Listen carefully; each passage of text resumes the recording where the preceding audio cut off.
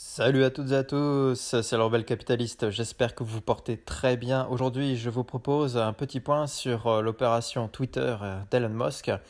Pour revenir simplement sur le fait que, sans vouloir dire que c'est tout et que j'ai tout en raison, mais quand on a tort, il faut le dire. Et j'avais fait une vidéo mea culpa où je disais que visiblement je m'étais trompé et finalement je ne m'étais pas trompé. Donc je vais faire cette vidéo pour dire que depuis le début, je dis que Elon Musk ne souhaite pas vraiment acheter Twitter, qu'il n'a jamais vraiment souhaité acheter Twitter. Et donc l'épisode, le feuilleton Twitter Elon Musk s'est terminé il y a quelques jours par le fait que donc Elon Musk jette l'éponge et ne va pas acheter Twitter. Et en fait, Elon Musk n'a probablement jamais vraiment souhaité acheter Twitter pour une raison assez simple qui tient à l'argent. Je suis désolé, mais au-delà du côté très romantique, de la liberté d'expression, Twitter, etc., je pense qu'il y avait une simple opération financière de la part d'Elon Musk. Elon Musk détient donc des actifs importants sur Tesla, qui est son entreprise dont il est PDG. Mais ce qu'il faut savoir, c'est que sur les trois quarts des actifs que Elon Musk détient, et donc j'expliquais tout cela dans une vidéo il y a 2 mois, que je mettrai en description de cette présente vidéo, eh bien les trois quarts des actifs que Elon Musk détient sur Tesla sont acquis sur du levier, c'est-à-dire il a emprunté de l'argent pour les acheter. Et la difficulté, c'est que pour acheter Twitter, qui est un gros morceau quand même, moins gros que Tesla, mais quand même c'est un gros morceau, eh bien Elon Musk n'avait pas assez d'argent de cash disponible, et donc il fallait qu'il vende des actions Tesla qu'il détient pour acheter Twitter. Ok. Sauf que donc les trois quarts de ces actions sur Tesla sont acquises sur du levier. Et forcément, si une grosse main commence à vendre des actions Tesla, en l'occurrence Elon Musk, qui est probablement la plus grosse main sur Tesla, eh bien forcément le cours de Tesla va commencer à diminuer.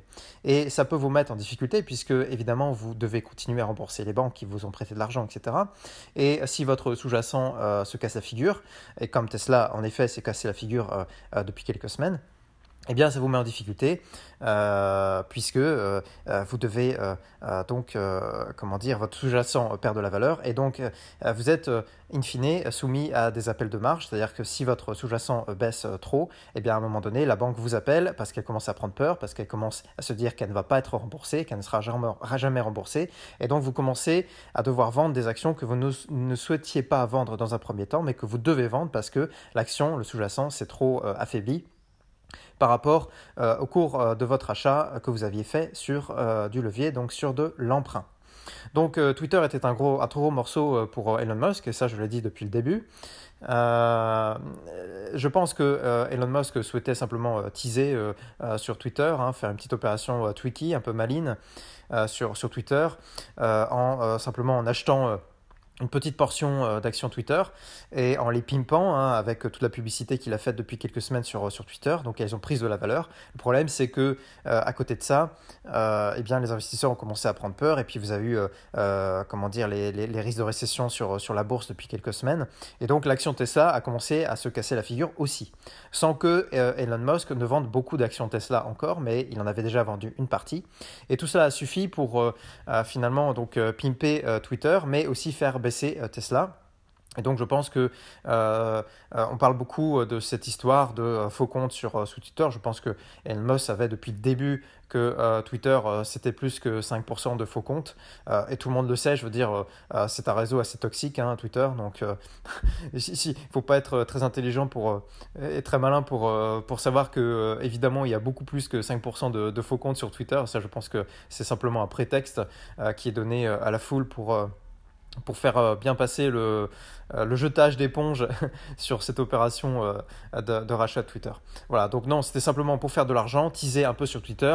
Une fois que donc on a acheté, une fois qu'Elon Musk a acheté un peu de Twitter, faire toute cette publicité sur l'achat. Et effectivement, ça a été probablement une très bonne opération puisque l'action de Twitter, contrairement aux autres actions techno du Nasdaq, a fortement augmenté.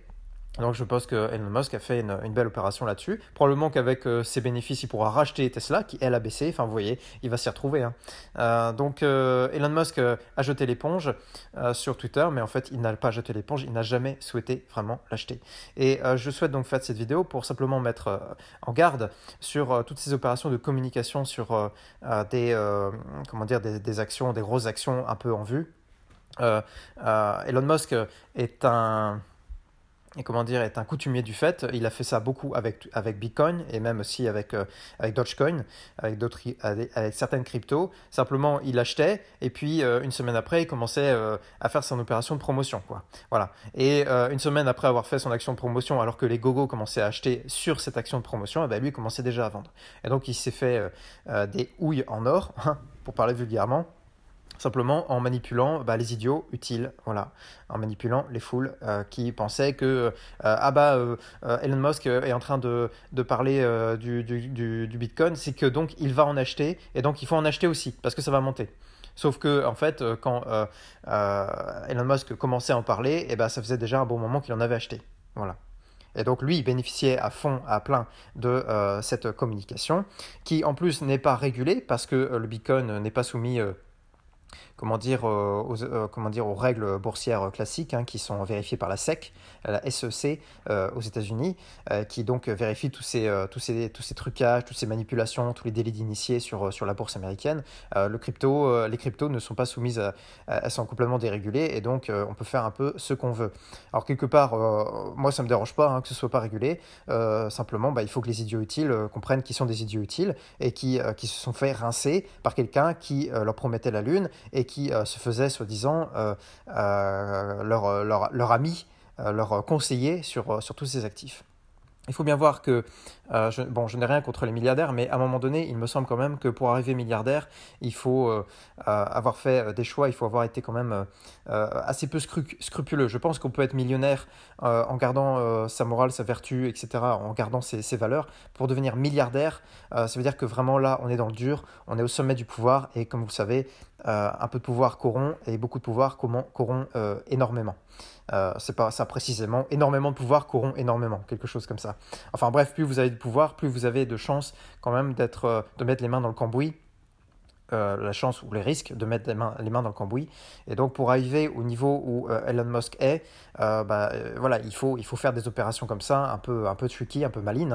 C'est quelqu'un de très intelligent. Mais je ne dirais pas que Elon Musk est quelqu'un d'honnête. Je ne pense pas que c'est quelqu'un d'honnête. On le voit avec Tesla, on le voit avec tous ces trucages boursiers, on le voit donc avec Bitcoin, on l'a vu donc récemment avec Twitter. Je pense qu'Elon Musk s'est construit une image qui n'est pas justifiée. In fine, je pense que l'action Tesla va se casser la figure parce que Tesla, donc comme je l'expliquais encore une fois dans le podcast que j'ai fait il y a 2 mois et que je mettrai dans la description de cette présente vidéo, comme je l'expliquais il y a 2 mois, Tesla, c'est un peu comme Netflix, ils sont arrivés avant tout le monde sur un marché porteur. Simplement aujourd'hui, il y a des concurrents qui sont plus malins, plus intelligents et plus efficaces que Netflix et Tesla, chacun respectivement sur leur domaine économique, leur domaine d'opération. Et je pense que Tesla a pris beaucoup de risques en installant une usine en Allemagne, en installant une usine en Chine, qui sont 2 pays assez sensibles au niveau géopolitique. L'Allemagne parce qu'elle est proche de la Russie et parce qu'elle n'est pas très pro-Occident, on va dire, pour résumer. Et la Chine parce que c'est la Chine et que la confrontation avec les États-Unis ne fait que commencer. La Chine comme j'ai déjà aussi expliqué, développe à marche forcée son écosystème de semi-conducteurs. C'est pas pour rien, c'est pour être autonome sur ce créneau qui est excessivement important. Vous avez des semi-conducteurs partout, jusque dans la machine à laver que vous avez chez vous. Et donc la Chine développe des économies, enfin des secteurs d'économie qui sont essentiels en cas de confrontation dure. Elle commence à se bagarrer avec l'Inde dans l'Himalaya. Enfin bref, on voit qu'il y a des tensions qui se développent. Or, Tesla a fait une méga usine en Chine. Je pense que ce n'était pas forcément une très bonne idée. Le cours des métaux essentiels pour les batteries augmente. Les Tesla sont des voitures très lourdes, donc elles ont besoin de beaucoup de batteries. C'est vraiment pas des voitures économes, etc. Donc je pense que Tesla va se casser la figure. In fine, Elon Musk va devoir, enfin je pense que la fortune d'Elon Musk va être sacrément rongée de l'intérieur. Et je pense que Tesla sera récupéré par des gens type des gestionnaires aujourd'hui de grands groupes comme Volkswagen, etc., qui savent faire tourner un groupe, qui savent peut-être pas lancer une idée comme Elon Musk sait le faire. Hein. Je pense que c'est son génie, c'est de lancer des idées, de rattraper des entreprises qui vont pas bien, ou de lancer des business favorables. Hein. SpaceX est une grande réussite. Mais ensuite, au niveau de la gestion courante, j'ai pas l'impression qu'Elon Musk que ce soit son fort, quoi. Donc je pense que les actifs de Tesla qui valent quand même quelque chose, hein, il faut pas tout dénigrer, seront récupérés par des gens qui sauront les faire fructifier, qui sauront les rendre plus efficaces et qui auront probablement une gestion plus sereine et plus réaliste, plus pragmatique que ne l'a Elon Musk. Enfin, je voulais finir ce podcast en disant simplement que Elon Musk joue double jeu, c'est-à-dire que bon, il se fait passer pour un libéral, mais aujourd'hui tous ces business, quasiment tous ces business fonctionnent sur la subvention publique. Tesla est largement financé par comment dire, les aides publiques, hein, notamment via des exemptions fiscales. Parce que voilà, il fait des voitures électriques, donc il est subventionné de ce fait.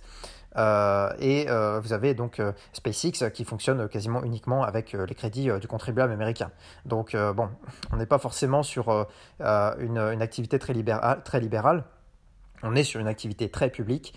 Bon, pour SpaceX, ça peut-être se justifier parce que SpaceX a quand même un volet, même si on le dit peu, et en tout cas pas assez probablement, un volet militaire. Hein, les Américains, je vous mettrai une image dans le podcast, vous allez voir donc cette image, comment dire, grâce à SpaceX, sont désormais les maîtres de l'espace. Voilà. Et donc je pense que c'est aussi pour ça que bon, ça peut justifier le fait qu'il y ait un financement public assez important sur SpaceX, parce que c'est pas juste du commercial.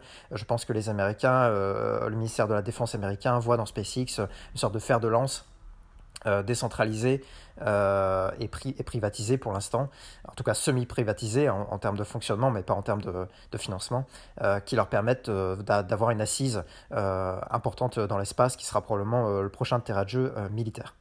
Voilà, simplement pour rappeler ces évidences, de façon générale, méfiez-vous grandement des grands investisseurs qui communiquent à fond sur les réseaux sociaux, etc., pour vous dire qu'ils ont acheté telle ou telle chose, un peu comme Goldman Sachs aussi, qui a fait ça récemment sur le cuivre, et puis quelques jours après, le cours du cuivre se cassait la figure.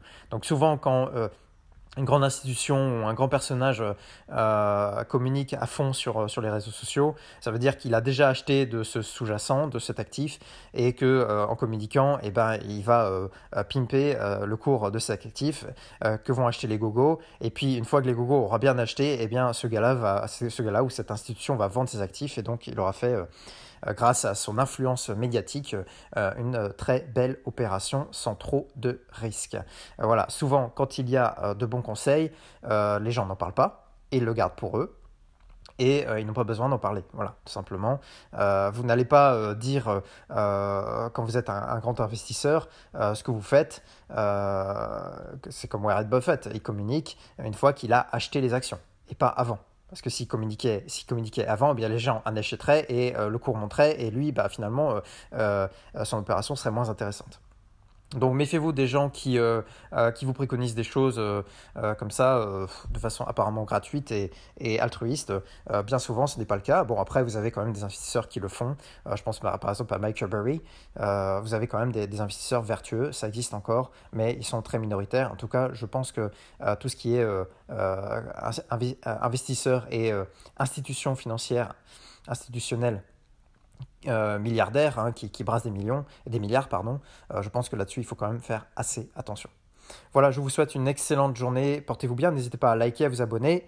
Et j'ai créé quand même un Twitter Rebelle Capitaliste, où je publie quand même donc les vidéos et quelques articles, je retweet, etc., qui me semblent intéressants sur le pétrole, enfin bref, sur l'approche value de façon générale.